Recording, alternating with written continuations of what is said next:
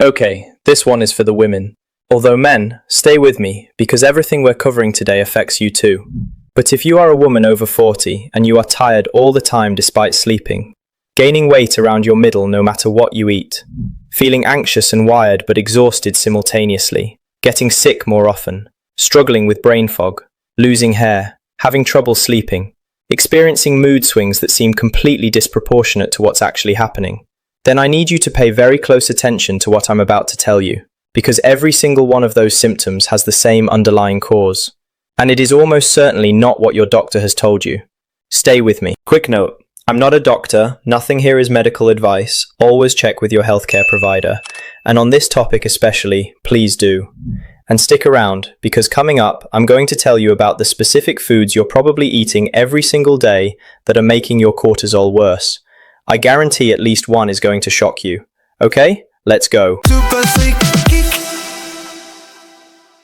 Before we get into the symptoms, let's talk about what cortisol actually is.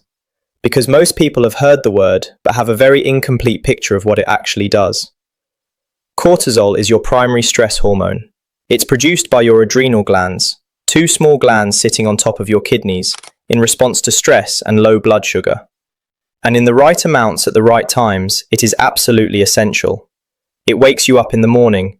It gives you energy to deal with challenges. It regulates your immune response. It manages inflammation. Cortisol is not your enemy. Cortisol imbalance is your friend. The problem is chronic cortisol, the kind that stays elevated day after day because modern life, especially modern life after 40, is essentially a cortisol-producing machine running on full power with no off switch. Here's how your cortisol is supposed to work in a healthy system. It peaks in the morning. High cortisol is what wakes you up and gives you energy to start the day. It gradually declines throughout the day. By evening, it should be low, allowing melatonin to rise and sleep to happen. By deep sleep, it should be at its lowest, allowing your body to repair and restore. That is the ideal cortisol curve. Rising in the morning, declining through the day, low at night. After 40 for most women, that curve gets completely disrupted.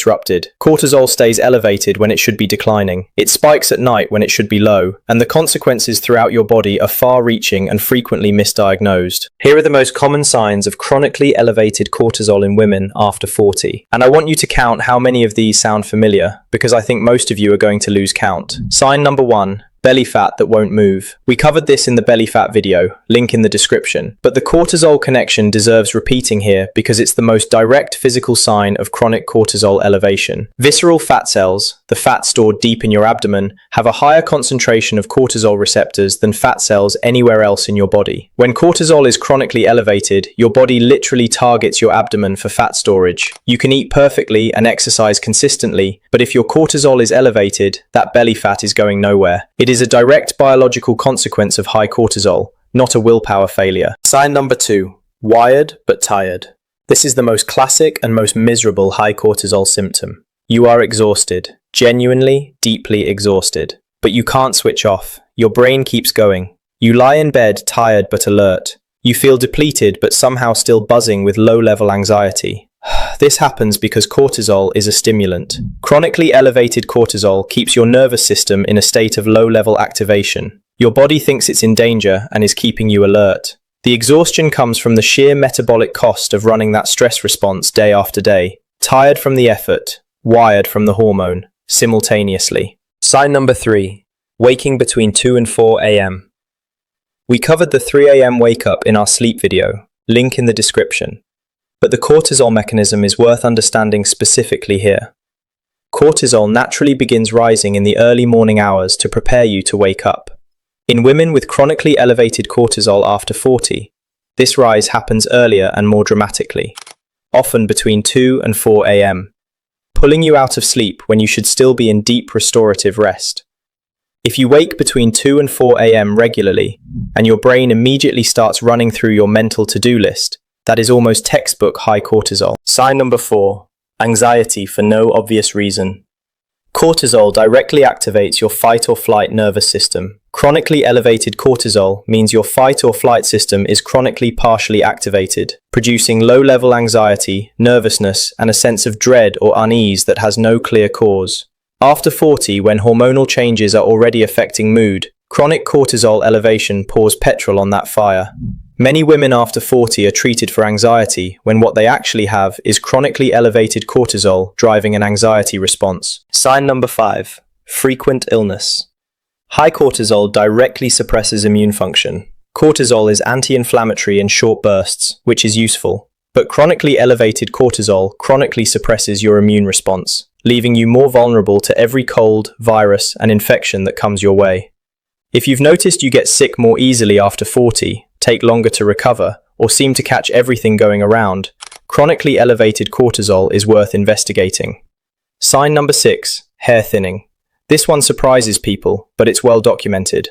Chronically elevated cortisol disrupts the hair growth cycle, pushing hair follicles prematurely into the resting phase and causing increased hair shedding and thinning. Combined with the hormonal changes of perimenopause and menopause that also affect hair growth, high cortisol after 40 can produce significant hair thinning that is frequently attributed to hormones alone, when cortisol is actually a significant contributing factor. Sign number 7. Digestive problems. Cortisol directly affects your gut. It slows digestion, disrupts gut bacteria balance, increases gut permeability, leaky gut, and reduces the production of digestive enzymes. We covered gut health in detail in a previous video, link appears above, but the cortisol-gut connection is direct and significant. Bloating, IBS symptoms, constipation, and digestive discomfort that worsens during stressful periods are frequently cortisol-driven. Sign number 8. Brain fog and memory issues. Chronically elevated cortisol damages the hippocampus, the brain region responsible for memory formation and retrieval. Studies show that chronic stress and elevated cortisol literally reduce hippocampal volume over time, directly impairing memory and cognitive function. That brain fog, those moments of forgetting words mid-sentence, the difficulty concentrating, the feeling that your brain just isn't working as well as it used to after 40. Cortisol is frequently a significant contributor. And we haven't even covered the most surprising part yet, the specific foods most of you are eating every single day that are silently spiking your cortisol. That's coming up in the next section, and I guarantee at least one of them is going to genuinely surprise you. Don't go anywhere. Here it is, the section most of you came for. Because here's something that most cortisol conversations completely miss. Your cortisol levels are not just affected by psychological stress, they are directly and significantly affected by what you eat, every single day. Food trigger number 1, caffeine. Every cup of coffee raises cortisol. That's not a reason to eliminate coffee. Moderate coffee consumption has genuine health benefits, and I am absolutely not suggesting you give it up. But here's what most people don't know. After 40, your liver processes caffeine more slowly, which means caffeine stays in your system longer, which means its cortisol-raising effect lasts longer. That afternoon coffee you have at 3 p.m., it's still raising your cortisol at 9 p.m., when your cortisol should be declining to allow sleep. Instead, it stays elevated. You feel wired at bedtime. You sleep poorly. Your cortisol stays elevated overnight. You wake exhausted. You reach for more coffee. Repeat. The fix. Cut caffeine off by noon. Not eliminate it, just move your last coffee earlier.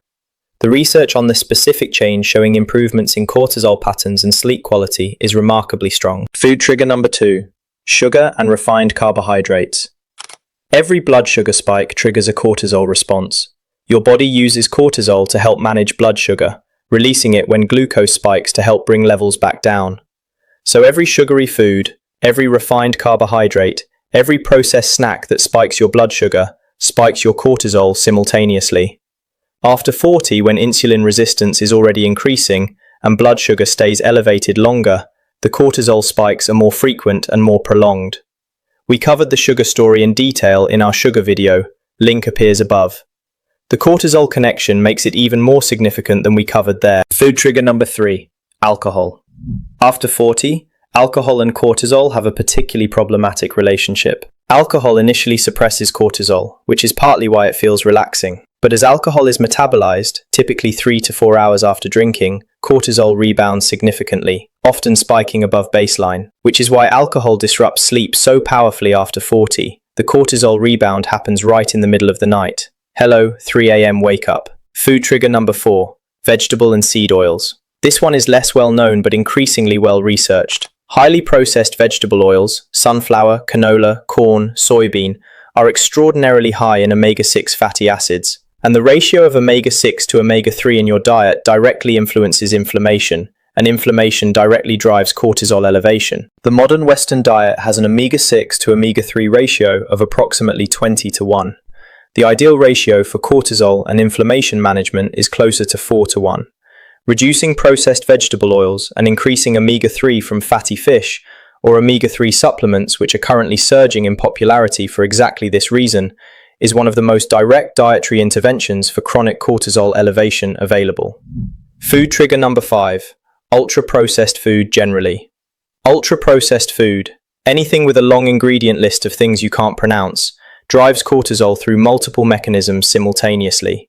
Blood sugar spikes, inflammatory additives, gut microbiome disruption, nutrient deficiencies that impair your stress response system. Nate's fun fact of the week: your adrenal glands, which produce cortisol, have the highest concentration of vitamin C of any organ in your body. Vitamin C is used in cortisol production. Chronic stress depletes vitamin C rapidly. Ultra-processed food contains almost no vitamin C, which means a stressed person eating processed food is depleting the very nutrient their adrenal glands need to regulate cortisol properly. Vicious cycle. Okay, solutions. And the good news is that chronically elevated cortisol is one of the most responsive conditions to lifestyle intervention. Here's what the research shows actually works. Fix number 1, magnesium glycinate. We did a whole video on magnesium, link appears above, but its specific role in cortisol regulation deserves emphasis here. Magnesium directly suppresses cortisol secretion. It activates GABA, your brain's primary calming neurotransmitter, and it regulates the HPA axis, the hormonal system that controls cortisol production. Magnesium glycinate specifically, the most bioavailable and best tolerated form, is one of the most well-researched natural interventions for elevated cortisol available. Multiple clinical studies show significant reductions in cortisol and anxiety symptoms with magnesium glycinate supplementation. After 40, when up to 80% of adults are already magnesium deficient, and magnesium glycinate is simultaneously one of the most searched supplements right now. This connection is not a coincidence. People are figuring this out. Fix number 2, omega-3 supplementation. Omega-3 fatty acids, specifically EPA and DHA from fatty fish or fish oil supplements, directly reduce the inflammatory response that drives cortisol elevation. Multiple clinical trials show that omega-3 supplementation significantly reduces cortisol levels, with the effect being particularly pronounced in women. We covered omega-3 in our superfoods video, link appears above, but the cortisol connection makes it even more essential after 40. Fix number 3, ashwagandha. Ashwagandha is an adaptogenic herb, meaning it helps your body adapt to stress, that has some of the strongest clinical evidence of any natural supplement for cortisol reduction. A landmark double-blind placebo-controlled study found that ashwagandha supplementation reduced cortisol levels by up to 28% in chronically stressed adults. 28% from a supplement. The research quality on ashwagandha for cortisol is genuinely impressive, and its current explosion in popularity in the form of ashwagandha gummies and capsules reflects a growing awareness of this evidence. Worth discussing with your doctor, particularly if chronic stress and elevated cortisol are significant concerns. Fix number 4, the cortisol cocktail. You may have seen this going viral online. The cortisol cocktail is a drink combining magnesium, typically magnesium powder, with vitamin C and electrolytes, typically cream of tartar for potassium and sodium. The science behind it is actually solid. Magnesium suppresses cortisol directly. Vitamin C replenishes adrenal stores depleted by chronic stress. Potassium supports adrenal function. The combination addresses 3 of the primary nutritional drivers of elevated cortisol simultaneously. Is it a magic cure? No. But as a daily supportive intervention alongside lifestyle changes, the cortisol cocktail has genuine evidence behind it, and it's cheap, simple, and easy to make at home. Fix number 5, regulate your blood sugar. Since every blood sugar spike triggers a cortisol response, stabilizing your blood sugar is one of the most direct dietary interventions for cortisol management. Eat protein at every meal, add healthy fat to slow glucose absorption, reduce refined carbohydrates, never eat sugar or simple carbs alone. Walk for 10 minutes after meals, which we covered in the laziest way to stay healthy video. Every one of these interventions reduces blood sugar volatility, which reduces cortisol spikes, which reduces chronic cortisol elevation over time. Fix number 6. Prioritize sleep aggressively. Poor sleep elevates cortisol. Elevated cortisol disrupts sleep. It is a vicious cycle that after 40 becomes self-perpetuating without deliberate intervention. Everything we covered in the sleep video, consistent wait times, cool dark bedroom, no alcohol, magnesium before bed, morning light exposure, all of these directly influence cortisol.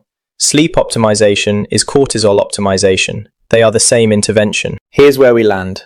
High cortisol after 40, especially in women, is not just stress. It is a measurable hormonal imbalance with specific, identifiable causes and specific evidence-based solutions. Belly fat that won't move, wired but tired, waking at 3 a.m., anxiety for no reason, frequent illness, hair thinning, digestive problems, brain fog. If you recognize yourself in that list, your cortisol deserves attention.